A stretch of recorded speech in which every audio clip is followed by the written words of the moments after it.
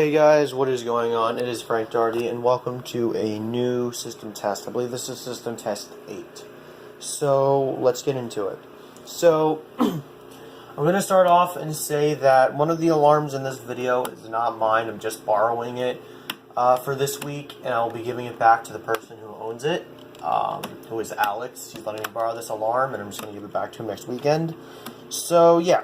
So first off, we have the Firelight BG6 again. I know this has been in several system tests already, but both of these alarms match with the BG6, and I figured, you know what, I'm just going to keep it up.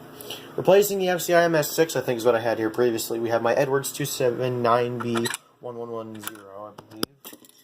I don't know if it says it on the inside or not, but... No, I think it says it on the back, but... Essentially, this is just an Edwards SIGA, or an ESC SIGA pull station. Except for it just doesn't have a key and it's conventional. Moving up, I replaced the Simplex 4251 as promised and put the chevron in there. So, you know. And replacing the other Simplex T-bar, I have my Notifier NBG12LR. I still have the i3 up. I didn't bother changing it. I might put up my 2100 next test. But, so I'm going to start with this first. I still have the WS24 strobe. I'm not going to change this yet. I don't know when I will, because I don't really have a large selection of remote strobes. I think I really only have that classic, the RSS, which I am getting rid of. Well, not getting rid of, but I'll be trading out soon. I have that, the RSS, and the ESC Genesis strobe. I think that's really about it for my remote strobes, so... I need to get some more. If anyone has any they'd be willing to trade or send me, please let me know, because I am in need of them. But yeah. So anyway, moving on, replacing the Gentex SHG, I have the 7002T up again. Mainly because I was just messing around with it the one night. I was just putting it up for the heck of it, and I said, you know, I'm just going to keep this in this test. Because it sounds good with the other alarm. And the other alarm we have, once again, I do not own this, but we have a Federal Signal Vibratone 450 with a VALS remote strobe, but is a Halon version.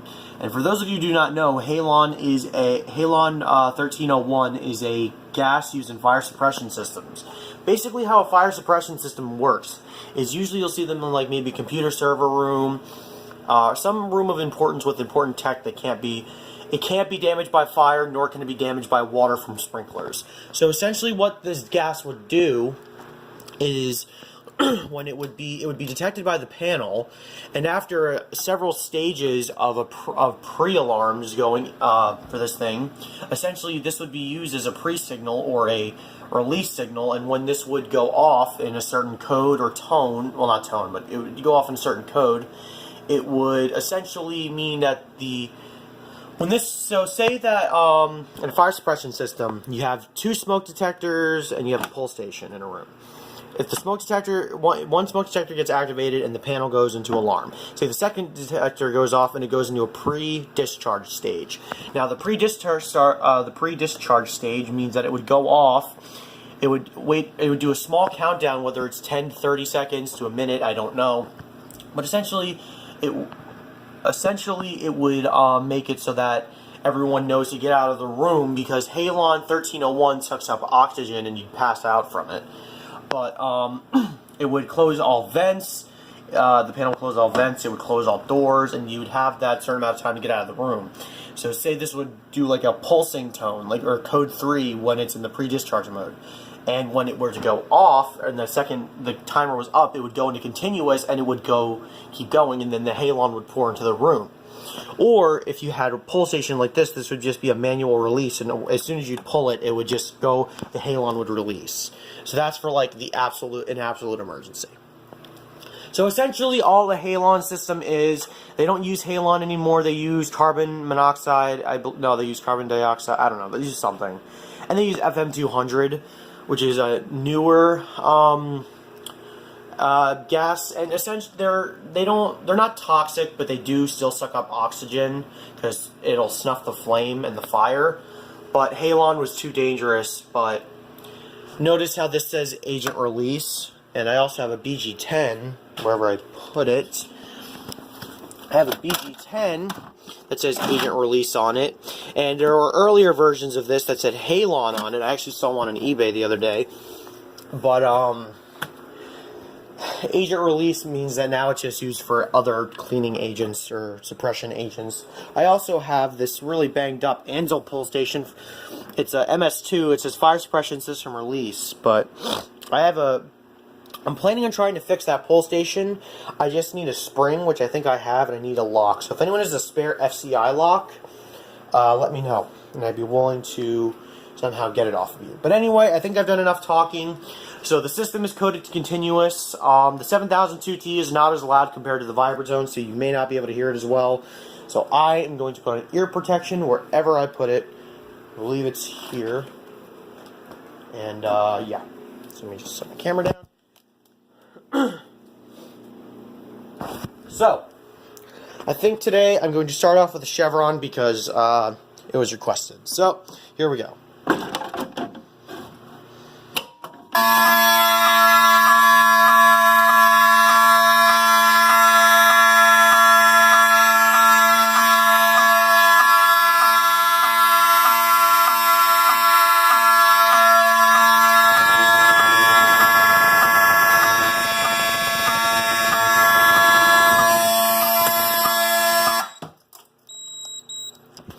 Okay, forgot to mention that the AC power is disconnected because this sounds horrible on FWR and this doesn't sound too good on FWR.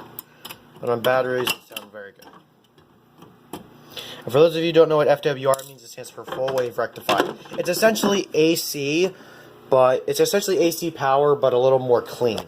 So, and by clean, it just runs, it essentially just minimizes the power. So, like, if you look at the transformer, it says input voltage 115 volts AC, which even though it's 120, and its output is 26.4 volts AC. That means it's FWR. So now I'm going to pull this. 3, 2, 1.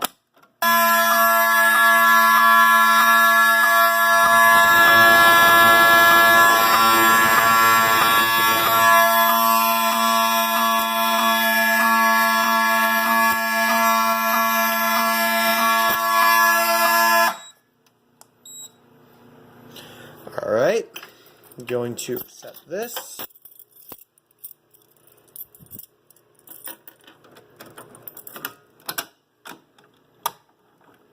Alright, now I'm going to test the smoke.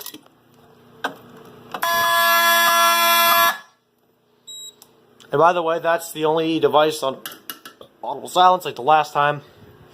I'll put the switch in this.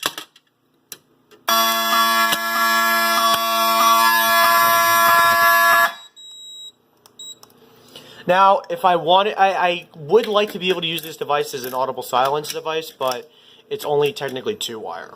So, kind of like how this is. The strobe is connected directly to the back of the horn, so it only comes out as a 2-wire device. So, last but not least, the BG6.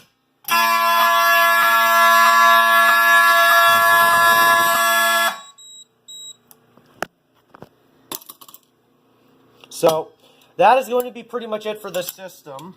Let me reset. I don't know why I reset this poll. That's gonna be it for the system. Just to let you guys know, I'm trying to upload as many videos as possible before the end of summer, which is in about 2 to 3 weeks. I go back to school on September 6th.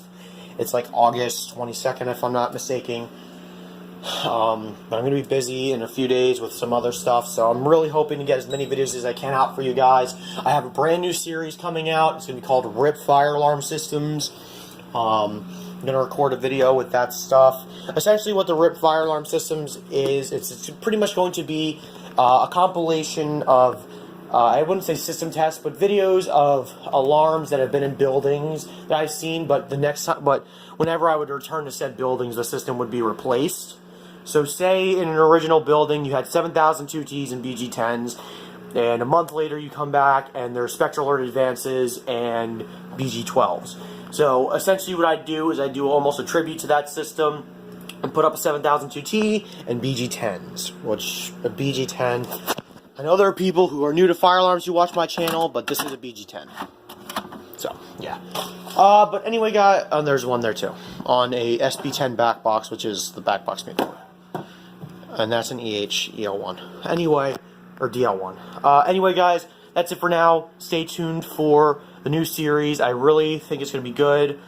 And hopefully by the time you see this video, I will have already recorded the series. So hopefully no one will steal the idea from me. But anyway, I hope you guys enjoy, and thank you for watching.